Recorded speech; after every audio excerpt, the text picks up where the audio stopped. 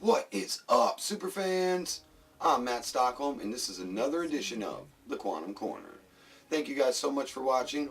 Don't forget to subscribe to my channel, like this video, comment down below. That will enter you to our giveaway, and I'll talk more about that at the end of the video. So first off, if you guys noticed that I haven't posted as much lately, I apologize. We've had some real serious family stuff going on, and my wife just lost her sister a few days back, so we had the funeral and all those kind of things. So thank you all for your support. Some of you have had some really nice comments and said some really nice things, so we appreciate that. But yeah, that's basically been the gist of it. So should be back in action now and ready to roll and try to give you all the updates I can. So I'm working on some new content, doing some different things with the channel, and got some awesome news. I finally was able to actually name the channel The Quantum Corner. Woo! In the very beginning I named it, but I had already had a name change. And then through messing around with some Google account stuff, it switched it back, and it was my third change. So it would not let me change again for 90 days. So I've had to wait 90 days to actually change my channel back to The Quantum Corner. So, woo! It's The Quantum Corner officially. Alright, now, as you guys saw, I rolled that clip before for the new footage that was released yesterday.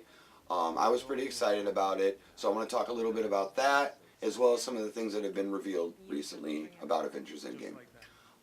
So first off, one of the things that I think is a huge pointer, they officially confirmed that Avengers Endgame is 22 days after Infinity War. And it sounds like that's right up to the point where Tony is on the ship and saying that he's going to lose oxygen and everything the next day. So it's looking like day 23 is where they make it back or get rescued or whatever. But that was really big, because I know a lot of us were concerned how big the time jump was. I was even had a theory about Black Widow's hair going backwards and being in the future when it started, and then kind of rewinding back throughout the course of the movie. So that's not the case as far as we can see. But I don't, with Marvel, can't completely trust what they're saying. So I really like this clip. I think it was a lot of what we expected.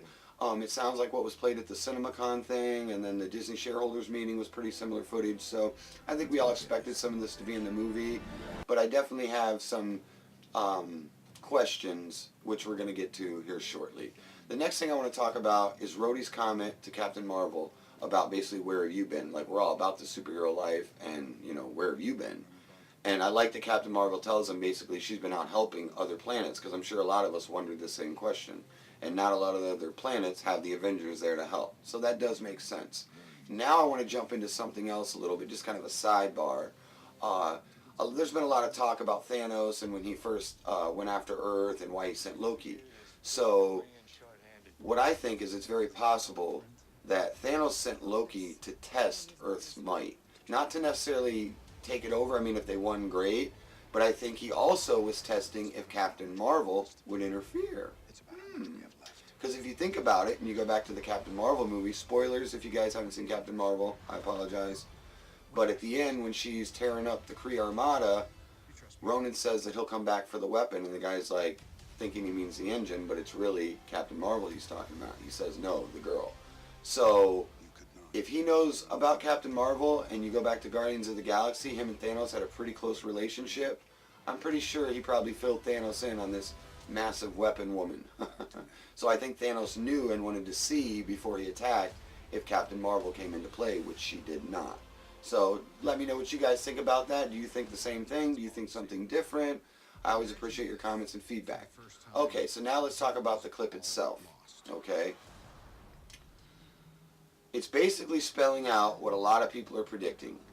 The Avengers getting the stones, going back in time, using the quantum realm, turning back the snap. I mean, it blatantly comes out and says it.